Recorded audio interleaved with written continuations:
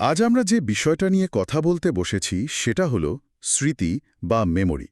মানে কিভাবে স্মৃতিশক্তিকে আরও শক্তিশালী করা যায় তার কিছু প্রাচীন কিন্তু দারুণ কার্যকর কৌশল নিয়ে।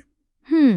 আমাদের কাছে আর্ট অফ মেমোরি নামের একটা বুকের কিছু অংশ আছে, আর আমাদের লক্ষ্য হলো শুধু মুখস্থ করার বাইরে গিয়ে মস্তিষ্ককে কাজে লাগানোর উপায়গুলো খতিয়ে দেখা। একদম ঠিক। আসলে মূল আইডিয়াটা কিন্তু খুব সহজ।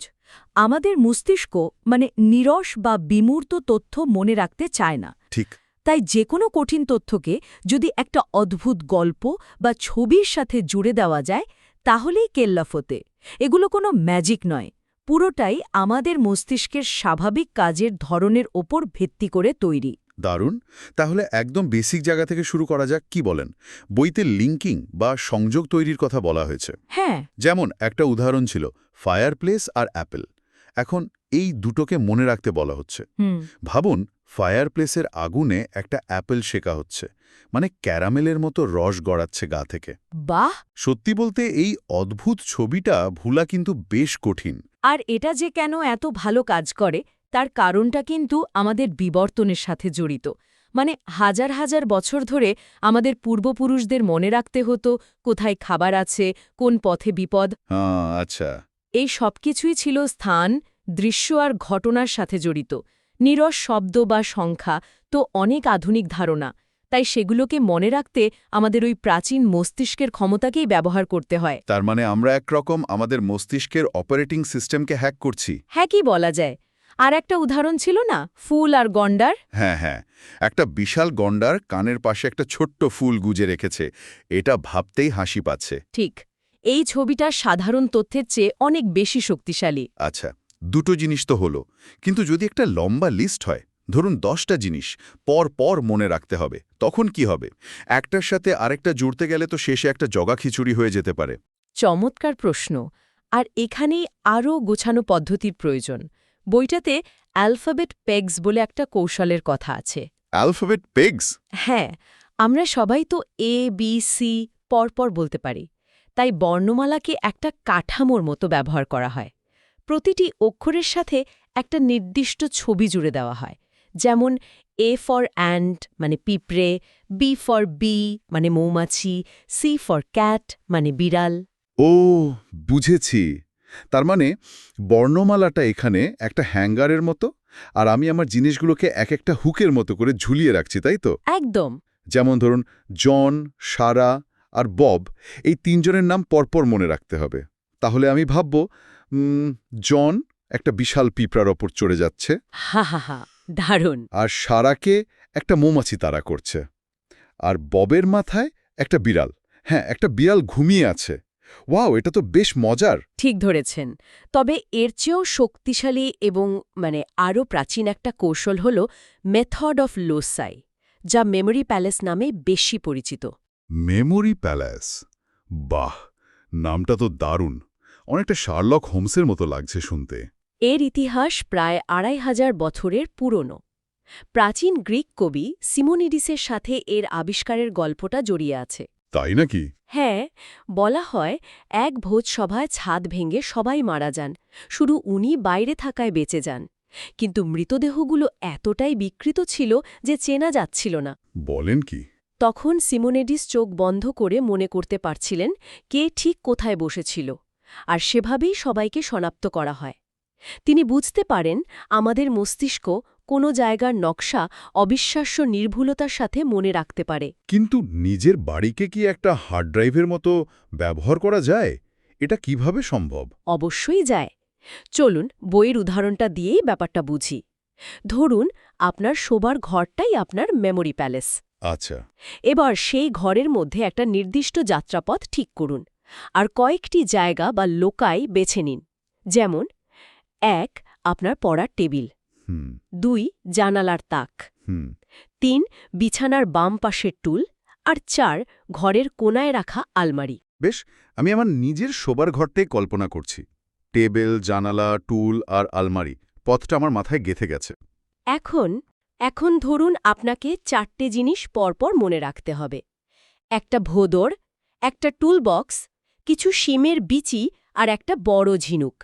ভোঁদড়? আচ্ছা, বেশ অদ্ভুত তো। অদ্ভুত বলেই মনে থাকবে। এখন কাজ হলো এই জিনিসগুলোকে আপনার কল্পনার যাত্রাপথে ওই 4টে জায়গায় রেখে দেওয়া। ছবিটাকে যতটা সম্ভব স্পষ্ট আর অতিরঞ্জিত করে তুলুন। আচ্ছা, আমি চেষ্টা করছি। আমার টেবিলের উপর একটা ভোঁদর বসে আছে আর আমার দিকে তাকিয়ে অদ্ভুত শব্দ করছে। হুম। এরপর আমি জানালার দিকে গেলাম, সেখানে তাকের ওপর একটা পুরনো লাল টুলবক্স রাখা। ঠিক। সেখান থেকে বিছানার দিকে এগোতেই দেখলাম আমার টুলটার উপর অনেক শিমের বিচি ছড়ানো, কয়েকটা মাটিতেও পড়েছে। আর সবশেষে আলমারিটা খুলতেই দেখি ভেতরে জামাকাপড়ের বদলে একটা বিশাল ঝিনুক, যেখান থেকে সমুদ্রের শব্দ আসছে। চমৎকার। এই মানসিক যাত্রাপথটি কয়েকবার ভাবুন। এখন আপনাকে তালিকাটা বলতে বললে আপনি শুধু নিজের ঘরের মধ্যে দিয়ে হেঁটে যাবেন, এমনকি উল্টো দিক থেকেও বলতে পারবেন। হ্যাঁ, আলমারিতে ঝিনুক, টুলে শিমের বিচি, পারব তো। আর বিশ্বাস করুন, এই অদ্ভুত জিনিসগুলোর পেছনে একটা দারুণ চমক লুকিয়ে আছে, যা আমরা একটু পরেই বের করব। আমি তো দারুণ আগ্রহী, কিন্তু আমার মতো যাদের সংখ্যা মনে রাখতে আসল সমস্যা, তাদের জন্য কি উপায় আছে? সংখ্যা তো ছবির মতো নয়, ভীষণ বিমূর্ত। এটা প্রায় সবারই সমস্যা। এর জন্য দারুণ কৌশল আছে। বইতে কিছু সহজ পদ্ধতির কথা বলা আছে, যেমন নাম্বার শেপস।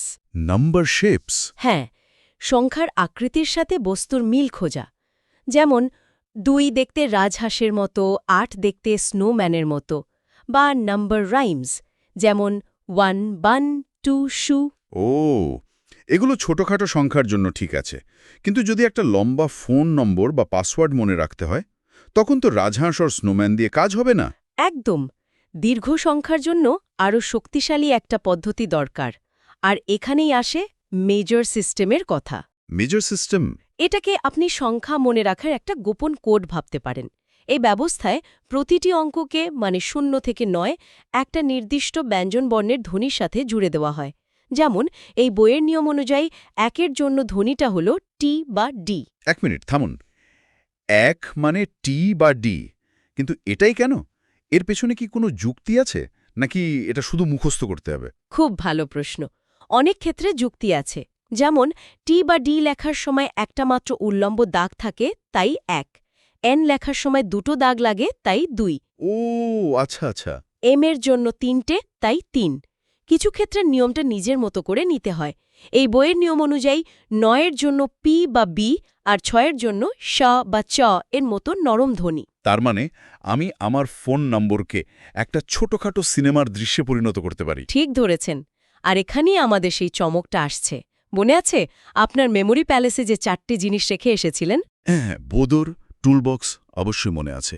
আমার টেবিলের উপরের ভোঁদরটার কথা তো ভুলতেই পারছি না। এর সাথে সংখ্যার কি সম্পর্ক? ওই 4টে জিনিসই আসলে সংখ্যা। আসুন কোডটা ভাঙা যাক। প্রথম শব্দটি ছিল ভোদর বা অটের।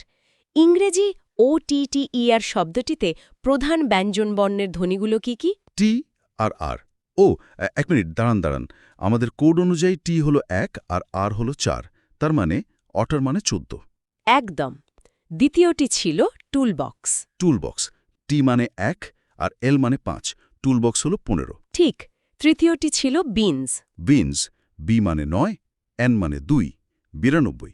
আর শেষেরটা ছিল শেল, সে মানে 6, এল মানে 5, 65। অসাধারণ। মাথা খারাপ। তার মানে আমরা আসলে মনে রেখেছিলাম 14, 15, 92, 65। আর এগুলো তো পায়ের দশমিকের পর প্রথম 8টা সংখ্যা, 3.14159265। ঠিক ধরেছেন। আমরা অজান্তেই পায়ের প্রথম 8টা ডিজিট মনে রেখে ফেলেছি।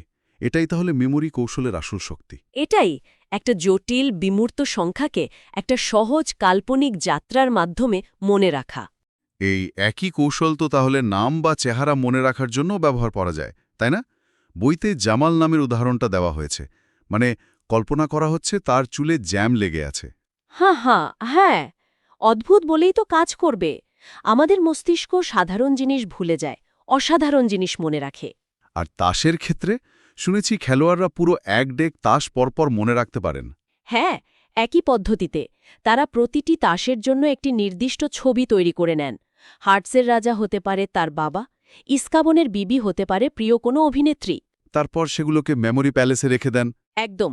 পুরো ডেকটা মনে করার জন্য তারা শুধু তাদের প্যালেসের মধ্যে দিয়ে একবার হেঁটে যান। অদ্ভুত। এই কৌশলগুলোর ইতিহাস তো তাহলে অনেক পুরনো। অবশ্যই নেমনিক্স শব্দটা এসছে গ্রিক পুরাণের স্মৃতির দেবী নেমোসিনের নাম থেকে। রোমান বক্তারা তাদের দীর্ঘ বক্তৃতা মনে রাখার জন্য মেমোরি প্যালেস ব্যবহার করতেন। তার মানে অসাধারণ স্মৃতিশক্তি আসলে একটা অর্জন করার মতো দক্ষতা, জন্মগত প্রতিভা নয়। ঠিক তাই। সঠিক প্রশিক্ষণ আর অনুশীলনের মাধ্যমে যে কেউ তার স্মৃতিশক্তিকে অসাধারণ পর্যায়ে নিয়ে যেতে পারে। তাহলে আজকের আলোচনা থেকে মূল টেকঅ্যাওয়ে হল, স্মৃতিশক্তিকে কেবল একটা বিরক্তিকর মুখস্থবিদ্যার বিষয় হিসেবে না দেখে একে একটা সৃজনশীল শিল্প হিসেবে দেখা যেতে পারে। সংযোগ তৈরি, গল্প বলা আর মানসিক স্থান ব্যবহার করে আমরা আমাদের মস্তিষ্কের ধারণ ক্ষমতাকে বহুগুণ বাড়িয়ে তুলতে পারি। একদম। আর এখানেই শ্রোতাদের জন্য একটা ভাবনার বিষয় রেখে যাওয়া যাক।